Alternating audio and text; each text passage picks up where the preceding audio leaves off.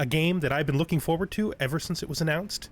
I'm going to be going into this game pretty much without any preparation. I played, I don't know, 3 hours of a game to begin with. I've determined what I'm going to do. We're just gonna learn this game as we go. We're not gonna take any time to learn it ahead of time. I want to look at the different things the game does and just play it naturally as I try to figure out how things work and figure out how to win.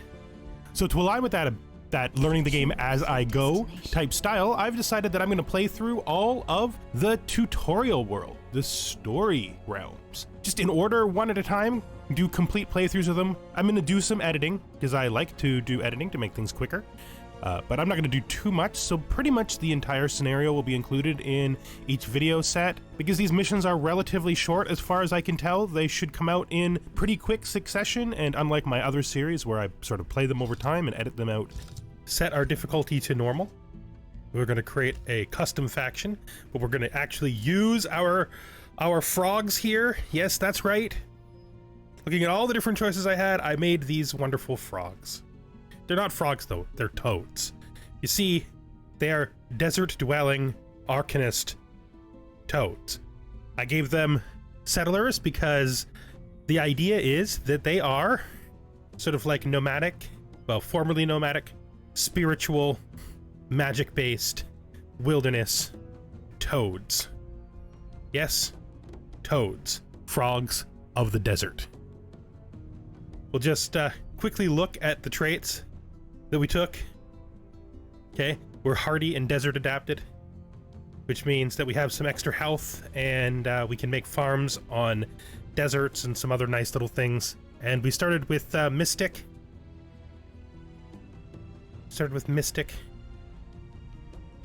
We have our Ancient Wise Ones and our Adept Settlers. I think I really like the customization in this game. Maybe we'll just go through the customization screens because they're just so good. Like, you pick your physical form. So we picked Toadkin, but there's a lot of different physical forms. Mostly the fantasy tropes you would expect. The Molekin are a cute idea though, as are our Toadkin friends. So we went with Toadkin, and then you get to pick a trait for your body. We took Hardy. You get to pick a trait for your mind. There's a lot of different traits to go over, but we ended up going with Desert Adaptation. At the next step, you pick your race's culture. We went with Mystic,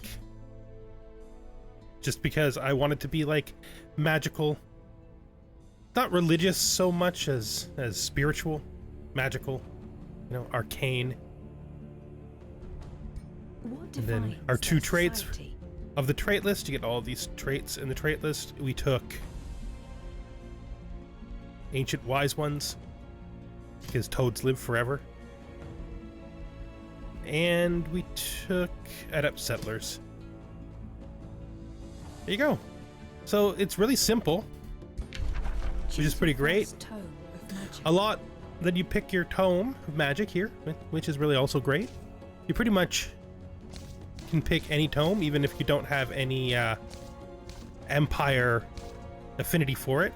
The affinities, though, seem to relate to, like, the system seems to be really interconnected. I'm not really that sure about it yet, though. We took Tome of Warding as our first one. Then we took a Champion. Reveal yourself. And yeah, then you make your ruler by varying your various physical attributes until you get a ruler you like. Choose your destination. Because we've already created a ruler, we're gonna play on the story realm. We're gonna play on medium, on normal. Your journey starts. We'll play with our faction. Well, What is nope, your not. people's form? So we're gonna start with our Empress here. And let's go. I did not play the story to begin with. It was the time when the raw forces of magic returned to Athla. The seal that had protected the world was shattered. The cosmic currents thereby unleashed shaped the land, changing what was whilst returning what once may have been. In the wake of this new genesis, the great empires of the Third Age fell into decline, bringing on an era of re-exploration and expansion. I didn't watch any of this the first time. I just played in a test world the first time, like a little, the one at the top, like a starting world. Alas, the time for peaceful discovery was brief, for the ancient wizards of the Second Age broke free from their eldritch prisons in the depths of the Astral Sea. Their strength regained, they set out to rule over the surviving peoples as God Kings, or Godir. There was little divine about them. Qwakka, Nimue, Carissa, a pantheon of pretender gods. They were scarred, corrupted, haunted by millennia of torment, and ready to unleash their newfound powers against whoever dared stand in their way. Yet the Wizard Kings were not unchallenged. Mortal champions rose to the defense of their people, rebuilding their realms and learning to channel the currents of magic. This is the story of one such champion. While traveling through the Valley of Wonders in search of a new home, tragedy befell her tribe, its elder slain by a magical being. After inheriting both the Elder's throne and their powerful tome of magic, the young champion had to rise up and protect her people from the dangers that awaited. Yeah, so there's a nice little game setup right there. Very cute. Here we are. Qwakka Glaive Star. This is our ruler. Just very nice. And we are the Croaking Ancients. We're starting with Mark of Invulnerability, Cosmic Ablation, and Static Shield. This is like an invulnerability for one turn, and this is a combat damage spell. And this is a shield. It's a shield that stuns people who attack you. Alright. So we have a starting quest. Slay 3 units and build 1 improvement, a farm. Long have the Croaking Ancients wandered Athla as exiles. O Empress Qwakka Glavesar, by leading them to this valley, you have returned them to their hope. The proud city of Manihold represents a new beginning for your people. They are eager to stride beyond the city gates and claim the surrounding lands as their own. To expand your domain, hunt down the creatures near Manifold and grow new population to place your first farm. Let this journey of us Croaking Ancients begin. Indeed. Okay, so let's see what we have here. We have our city. So this up here is rocky. This is sand. I think we will start by building a farm in the sand because we need a farm for our little quest. Then let's try to click on our guys. So this is our scout. This is our actual unit. Wonder if we can actually win this fight. It says we can. Let's do it. I don't know if the scout can even participate in combat in a realistic way, but because he's nearby, he gets to try. Or it gets to try. I do love the fact that our scouts are like summoned, like ghostly spirits. Here we are, riding on our lovely boar. We have our arcane guards, which are like spearmen, or they're like pikemen, sort of. Then we have our 2 arcanists with their ranged magical attacks, and then our healer guy, the soother. The fact they use temporary health for the healing spells in combat is, I think, a really good balance choice. Just gonna go for aggression because I don't really know that much about how to try to optimize these things right yet. So we're just gonna try to do our best to figure this out as we go. I'm pretty sure those won't be in range. Another little thing I like about this is that if you end the turn early, you can choose to have all of your guys use their defensive ability instead of having to click on them. Just move you out of the way. We don't really want you to participate anyway. It's interesting that our scouts are ranged, but they have cosmic bolts. Though I guess the scouts in these games are stereotypically archers. I don't know. But it's nice that these ones are ranged, at least. So we're still out of range, which means we need to move up more. We're just gonna go in for it.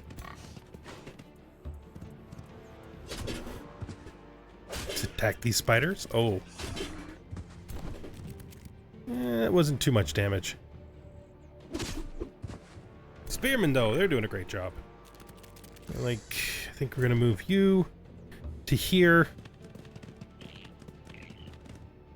And then we're gonna cast on this guy. Our little, it's also cosmic bolts, right? Yep. So the Arcanists and the Soothers have the same basic attack, I guess? Anybody in here in range? If we don't, we gotta move up a bit. We don't have any way of preventing this troll from coming around and attacking our weaker guys. So let's just see if we can't get some good positioning for a little bit more damage. Nope, out of range. Okay, well, you can move around over there. Take this scout up so that they can maybe get a flanking attack. Flanking is a good way to get bonus in this game as far as I can tell so far. So spell-wise, I think we're going to cast the damaging spell here to get rid of this. And also trigger our Star Blades. That's the end of the turn. So we have an ability called Star Blades that makes us do a little bit more damage when we've recently cast a spell on ourselves. And we might just lose those spearmen, like, immediately. Yeah, this is harder than I was expecting it to be. This combat is not as forgiving as I'd hoped. Okay, well, I guess we fire here.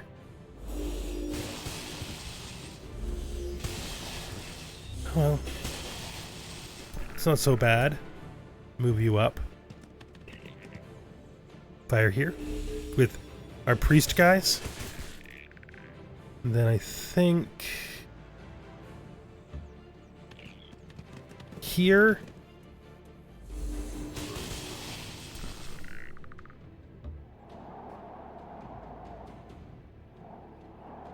The flank attack with the scout. Then we're gonna cast our protection and vulnerability thing on the priest here. Oops. Not gonna get used to that right away. And end the turn. Go right for my scouts. Oh, you threw a net. Okay. Apparently you threw a net.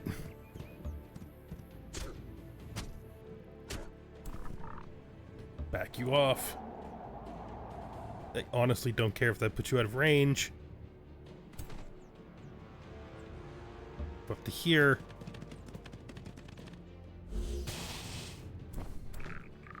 You can fire there. Shoot out of your net. Guess that was okay.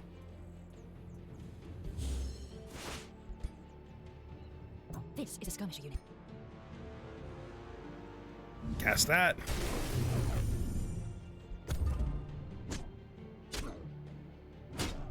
Okay.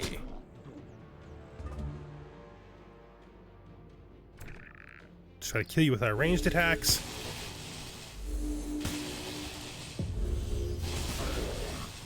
Alright, so that battle didn't go so well. We lost that poor Arcane Guardian. Which is really not good. Alright, let's see what our rewards are gonna be. We got some pants and some food. Alright, we killed 3 units there, and that completes our quest. You tamed the land around Manihold and invoked a spirit of optimism and adventure in your people. They are staging a play that retells the story of how you led the croaking ancients to safety, from the death of the Elder to the inherited tome, the schism with Rialto Solstice, and eventually the founding of Manihold and the Valley of Wonders. The play, in your honor, will conclude with a promise for the future. How do you wish for it to end? Ooh. We got food from the victory, so I don't know if we need to throw in... It's like a whole population worth of food, though. Thing is, we need to replace that guy right away. Probably in the long run, the knowledge is worth the most. I think we're going to go with the ability to recruit. Let's see. So we're just going to straight replace that Arcane Guard we lost for 60 gold, and let's look at our buildings available. So we have an Evoker's Abode, which gives us some mana income, some draft, and some production. It unlocks the Stone Conjurer. One thing about this game that I will note immediately, just not do that yet, is that it has the tooltips that Crusader Kings has, which means just waiting and then going over them and then including the further tips. Tooltips, it's very good. It's a system I've always liked, and in this game it works even smoother. I don't know if this game had that before, or if that's a new thing that's come out since they're being published by Paradox now, but I love the tooltips. I like them in Crusader Kings, and I like them here. So let's look. Stone Conjurer. I mean, other games have that too, I think. I'm trying to remember if Humankind had something like that. I think it did, though. So that gives us more production and leads to Messianic Halls, which gives us more production. So that's basically, this leads to a production line, and the Blacksmith leads to a draft line. So the Evocator's Abode leads us towards production and draft buildings. The library is a knowledge building. It leads us to more knowledge buildings. The shrine is a mana building and leads us to more mana buildings. The storehouse is a food building, leads us to more food buildings. And finally, the vendor is a market. It is a gold building. So pretty straightforward. Ugh. It's difficult when you don't actually know what the balance of a game is yet to decide which one of these things to take. I mean, population is a benefit of its own, so maybe we do storehouse and start with population. We're making a decent amount of money, but we're not... Actually, I'm going to start with the shrine and the storehouse, and we're not going to dive too deep into over-investment. Why am I not queuing these? Oh. Did it not... It literally immediately produced them. I did not know that was a thing that could happen. So apparently, we made those guys right away. Which is why it seemed like we weren't making anything. You can stay in the sea, I guess, and you can just camp here and guard it, I suppose. And we'll start exploring.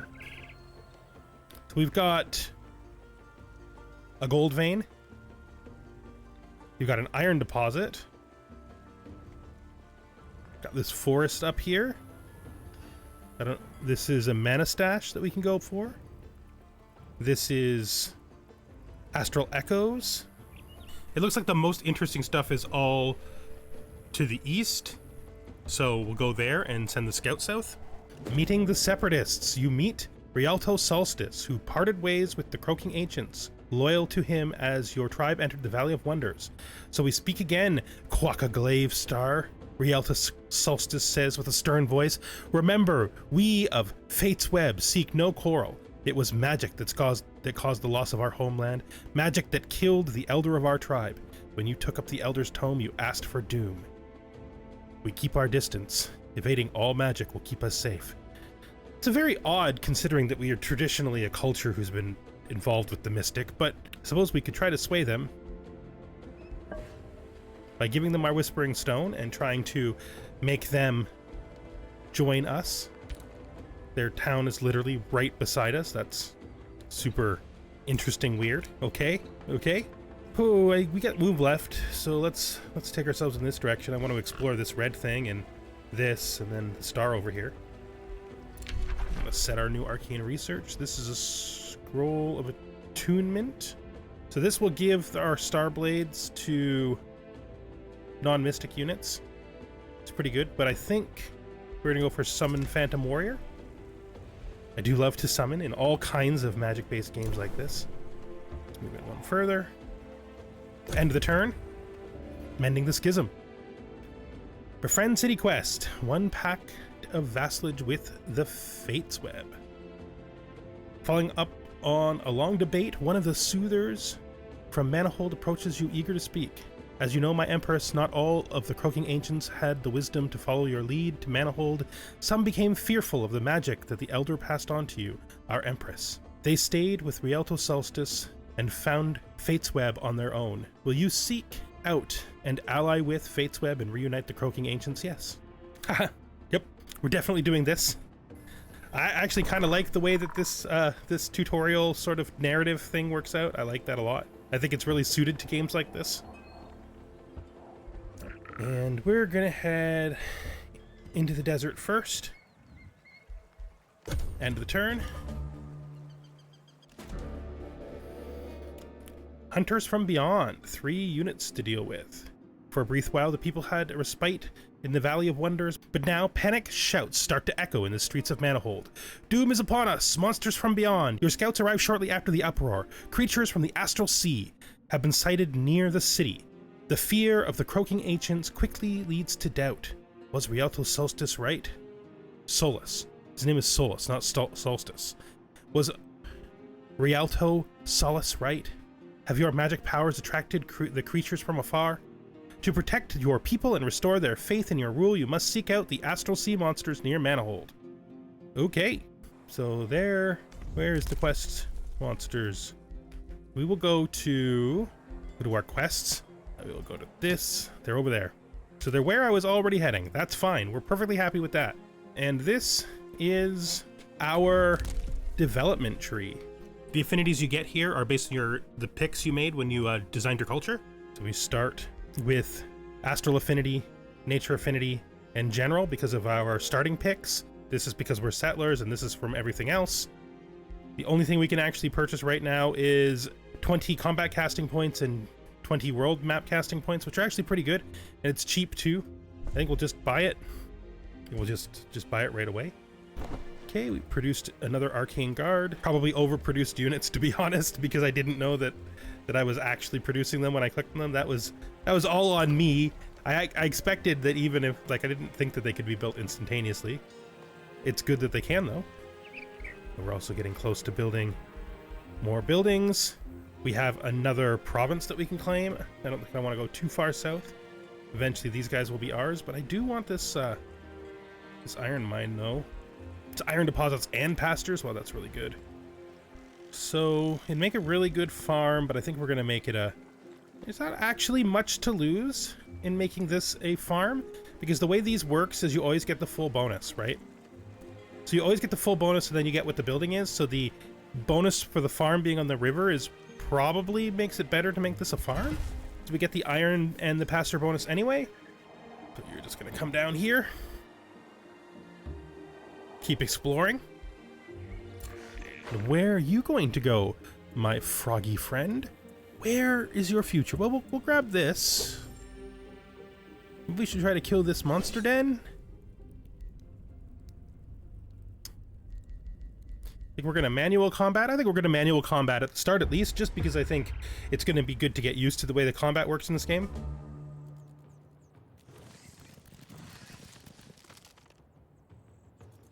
Okay. They have web and jump. And they have poison needle. It's all spiders. Why we gotta fight the spiders? I didn't really want to fight the spiders. I think we're gonna stop there. Move you behind these rocks. Rocks. Gonna move you behind these bones. Gonna move you beside them behind the bones. So gonna move up our healer here beside them behind the bones. Bring these arcane guardians around this way with their nice pikes. And then just zoom these guys up as far as we can beside the boss. And then we're gonna end the turn and everybody will defensive mode when we end the turn. Which is a great way. Wait, those aren't spiders. Those are like some kind of skeletons. Alright. Gonna move you up. Attack here. Move you up. Attack here. Where are we gonna put you? We're gonna put you behind this bone. Fire your this is called Cosmic Blast, just like everybody else, so they all have Cosmic Blast. Move to here, I get a 30% on them. I mean, I think we'll take the conservative move here and hold our range guys back in cover for a bit. If I move to here, I like the fact that when you check, you can see what your attack is going to be before doing it. It's very nice. That's pretty lucky. Needs to be acknowledged, that's pretty lucky. So, oh, I think these spiders are probably going to try to go around. I'm going to preempt that by casting Mark of Invulnerability on myself. So that'll probably make them go around. It'll also give us all our Star Blades, which is nice. Casting those spells out to get our Star Blades. Okay, that was not what I expected to happen. Not what I expected to happen, I'll admit.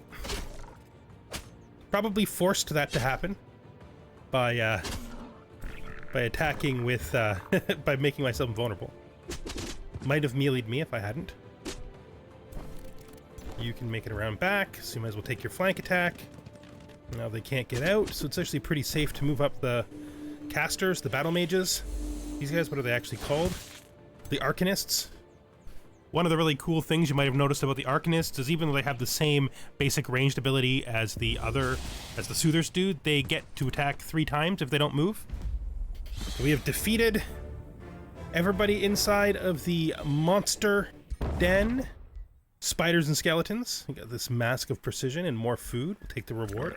Probably should have actually opened the hero screen, so we'll just... Where is the hero screen? Armies? Empire development? No? Hero screen? Hero screen? Event log? Hero screen? I mean, we got it that way. I don't think that was the best way to do it, but it did work. Let's look at these Cuirassies. This Mask of Precision, well, that's pretty good too. so this is Qwakka. Look at her with her beautiful blue, shiny, circular magical crown and her wonderful toady face.